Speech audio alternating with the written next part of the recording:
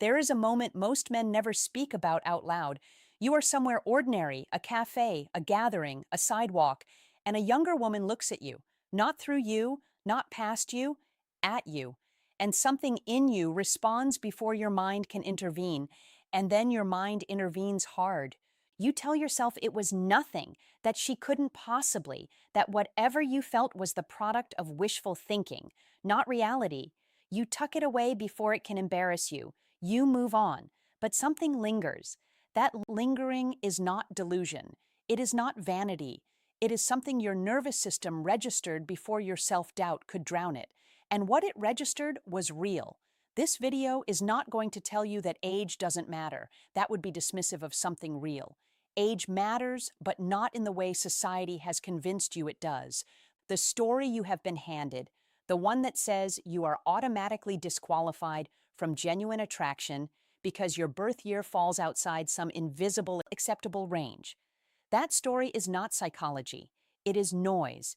And it has cost a lot of men something they deserve to understand. There is one reason deeper than confidence, deeper than success, deeper than anything surface or strategic, that a younger woman keeps returning to a man like you. We will get there.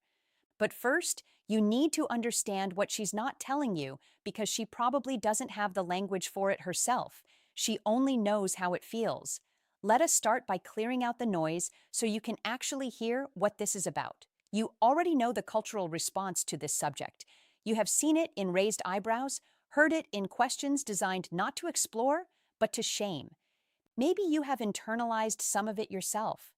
The voice that says, "This is inappropriate. This is self-deception. This is something a man does because he cannot accept his own stage of life." That voice speaks with such confidence that most men simply accept it as truth. But here is what that voice never addresses. Attraction is not a social calculation, it is a nervous system event. And the nervous system does not consult a calendar before it responds. When a woman feels something toward a man, her body does not first pull up a spreadsheet. She is not running an algorithm that subtracts your age from hers and generates a compatibility score. What she is actually responding to at a level that precedes conscious thought is a set of signals.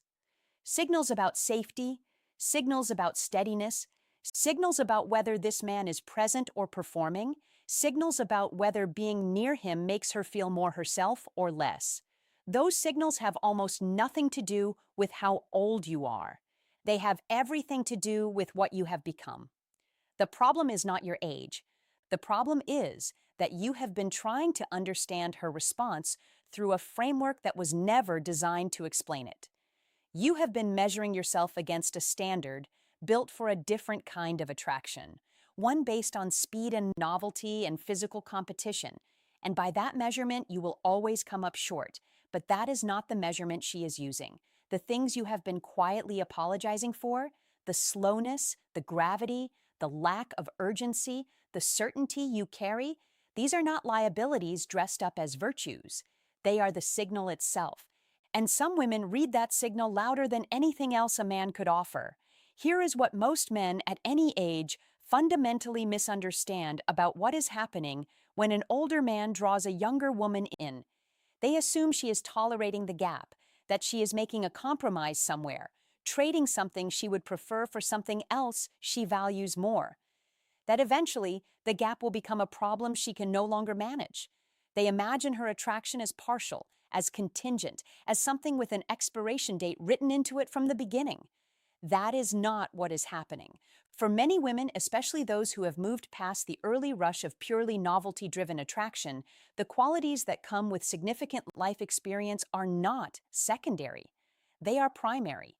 And the age gap itself, the years of survival and refinement it represents, is not the obstacle to her attraction. In many cases, it is precisely the source of it. Think about what age quietly builds in a man who has paid attention to his own life. It builds the ability to sit in a room without needing to own it. It builds the capacity to let a moment unfold without forcing it toward a predetermined outcome. It builds a kind of emotional weight, not heaviness, but gravity. The sense that this man has already survived enough, that he is no longer trying to prove something, that he has somewhere to stand that does not require your applause to remain solid. Now think about what a woman's nervous system is looking for, not what her friends might approve of, not what performs well in a cultural context, what the part of her that operates below her conscious reasoning is actually seeking. It is seeking that gravity, that stillness, the presence of a man who has nothing to prove to her. The young man who walks into a room slightly competitive, slightly anxious to establish himself, slightly volatile in his humor. He is visible, he is energetic, and he can be compelling. But there is a different kind of man, the one who sits down, laughs quietly at something private, and does not explain himself. The one who is not scanning the room for approval. The one whose presence has a weight to it that does not demand anything in return. She notices that second man. She may not know immediately why, but she notices, and the first exhale begins. Now we move deeper, because noticing is only the beginning. What keeps her there, by what turns a moment of noticing into something she finds herself thinking about days later, is something more specific. Her attraction is not rooted in aesthetics the way many men assume it must be, or rather, it is not only rooted there. For many women, especially those who have moved past their mid-20s, what registers most powerfully is not what a man looks like, but what it feels like to be near him. And the felt experience of being near him is constructed almost entirely from subtle subconscious signals. The pace of his speech, whether it is unhurried, not slow from lack of intelligence, but slow from the absence of anxiety. Whether he is speaking to communicate or to perform, whether there is space in his sentences, or whether they tumble forward in the compressed rhythm of a man who is afraid silence will cost him something. The quality of his gaze, whether it is present without being invasive, whether he looks at her as though she is someone worth actually seeing, not as a surface to be evaluated or an audience to be impressed. The absence of performance. This one is harder to name, but easier to feel. A man who is performing, who has adjusted himself for the occasion, who is presenting a version of himself calibrated for her approval, produces a kind of subtle friction in a woman's nervous system. She cannot always name it, but something in her is quietly working, constantly checking whether what she is receiving is real, and that work is tiring. It erodes the ease a connection needs to deepen. A man who is simply present, not performing, not managing his image, not monitoring her response to calibrate his next move, produces the opposite effect. The friction disappears. The quiet checking stops. She relaxes in ways she often does not even register consciously. She is in a conversation with him, and at some point she realizes she has not once checked her phone. She is not braced for a sharp comment, for a competing narrative, for the anxious undertow of a man who quietly needs her to confirm that he is enough. She has simply been here in the conversation, and something in her has been exhaling slowly without her permission. She does not know exactly what she is responding to, but she feels the difference in the different registers. There is another quality that older men often carry without realizing its power, and it is one of the most precise signals a woman's nervous system reads in the early stages of connection. It is his relationship with silence. Most men, particularly those who feel the pressure of making a strong impression, work hard to fill silence.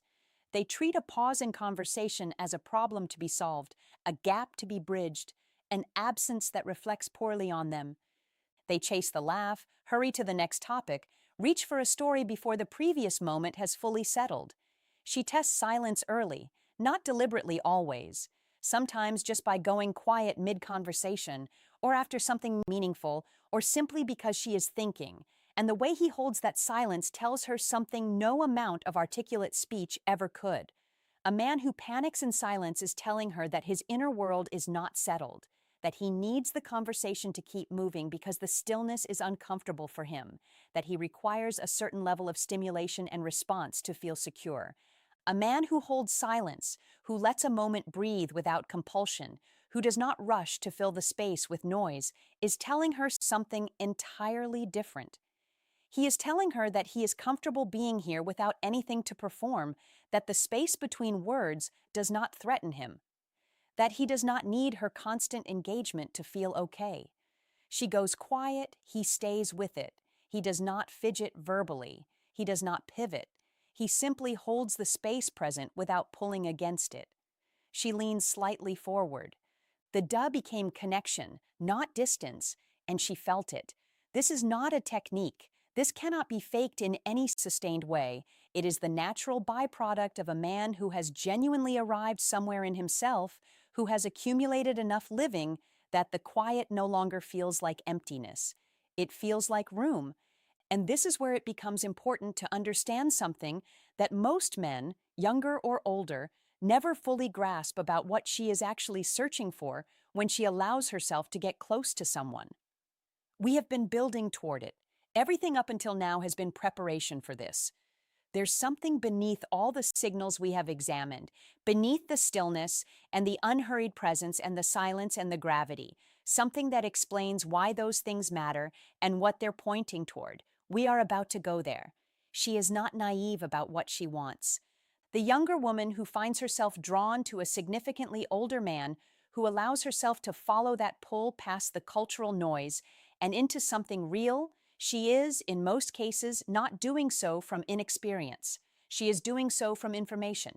Many of these women have already had the other version, the relationship that felt like the right age on paper and the wrong emotional texture in practice, the partnership where everything looked correct from the outside but required constant vigilance on the inside.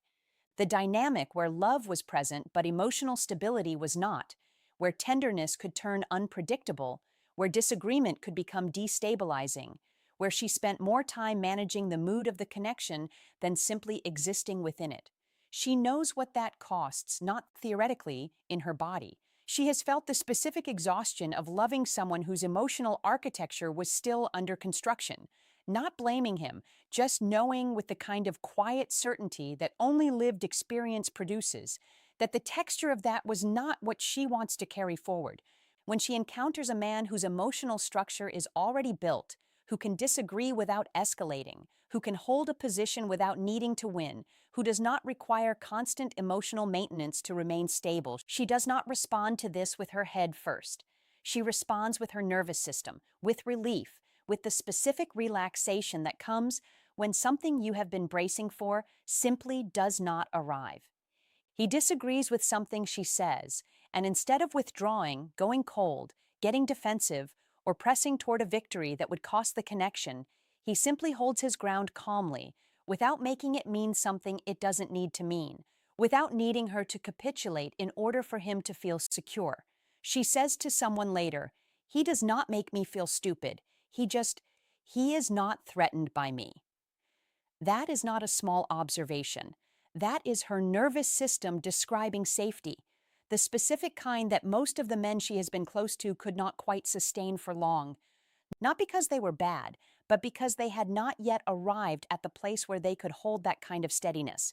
She is not projecting a father figure onto him. She is not filling an archetypal need. She is making a clear-eyed recognition of something she has been looking for and had not found, and finding it in him. Slow down for a moment here, because what we are about to cover is the deepest layer of this entire subject, and it requires from you that the earlier parts did not. Not just understanding, but recognition. The recognition of something you may have been doing without realizing, and something you can stop. She is watching for one thing more than almost anything else. It is not your status, though that can be part of what creates the context for it. It is not your appearance, though presence shapes that. It is not even the steadiness we have been discussing, though that creates the conditions for it.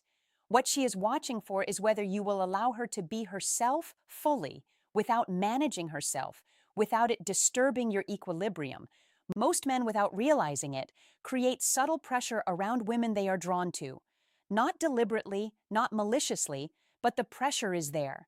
The pressure of their approval need, the way they lean slightly forward when she is warm and slightly back when she is difficult. The way their energy shifts when she says something unexpected or strong or contradictory. The way their comfort depends in some invisible way on her being easy to be near.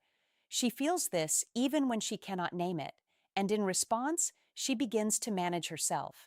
She softens the edge of an opinion. She moderates a strong feeling. She monitors her own vividness so as not to tip the balance of his ease. And she gets smaller.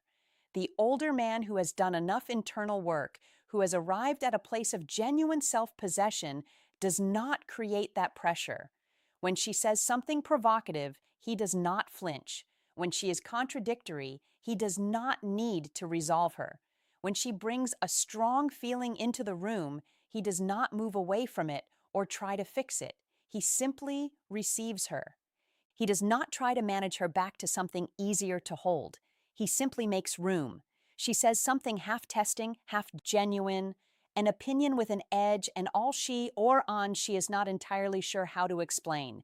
She puts it out watching the way women do when they are checking whether it is safe to be real. He does not get defensive. He does not get quiet in a way that signals withdrawal. He does not pivot to something lighter to release the tension she was never trying to create. He simply receives what she said, holds it, responds from a place that is grounded and unfrightened, and she exhales deeper this time because she did not have to take that piece of herself back. This is what she has been waiting for, not a man who impresses her, a man she does not have to be smaller around. And now we reach the place this entire conversation has been moving toward. The thing that is not about age, the thing that was never about age at the deepest level of what she is experiencing, beneath the safety signals, beneath the emotional steadiness, beneath the stillness and the space he creates, she is asking one question, not consciously, not in words, but her nervous system is asking it constantly and it shapes everything. The question is, do I feel more myself when I am near this man? Not more impressive, not more desired in the surface sense, more herself, more fully inhabited, more like the version of herself that is interesting and uncertain and complex and alive, not the managed, moderated, socially safe version. This is what attraction at its deepest is actually measuring, not age, not achievement, not even chemistry in the conventional sense. The question her body is answering all the time is whether proximity to this person allows her to expand or requires her to contract. And what you have been building, without perhaps knowing that this was what you were building, is the capacity to be around, the capacity to be a presence that allows expansion. That is genuinely rare. At any age and any man, it is rare. She stops explaining herself around him, not because she has nothing to say, but because she has stopped calculating whether what she has to say is too much. She laughs in a way she has not laughed in a long time, not the curated laugh, but the unguarded one. Or she goes quiet in a way that feels like relief, not like absence. Not because he said something remarkable, not because he performed anything exceptional, but because nothing in him was pulling against her. The age gap at this level is simply not what is being measured. What is being measured is the felt experience of being near him, the safety of it, the expansion of it, the specific quality of a presence that neither crowds her nor withdraws from her, that holds its ground without holding her down. And that quality, the stillness, the safety, the emotional architecture that does not require her to be smaller, has no age attached to it. It is simply rare, and she recognized it in you. The question you walked in with was, am I too old for this to be possible? That was the wrong question, not because age is irrelevant, but because it was pointing you toward the wrong measurement. The right question is simpler and deeper. Have I become someone whose presence allows another person to feel more fully themselves? If the answer is yes, and for many men who have lived honestly through their years, it is yes, then what you carry is not a liability. It is something genuinely worth being near, and the right woman does not just tolerate that. She recognizes it in her body before her words can catch up. You do not need to announce this, you do not need to explain it or prove it or package it for her approval. You only need to be it and to stop apologizing for the years that made it possible. What you carry is not a remnant of something that was better earlier. It is what was always being built, and the men who understand this, who stop competing on terms that were never theirs to begin with, and simply allow the weight of what they have become to be present, discover something that the noise never prepared them for. that it was never the gap she was measuring, it was always the gravity. If this opens something for you, a different way of seeing yourself in this, a quieter and more grounded frame, there is more here worth exploring. The next step is not strategy. It is understanding more deeply what she's looking for before she can name it herself. That is what the rest of this channel is built on. Stay close, Psychology Couple Circle.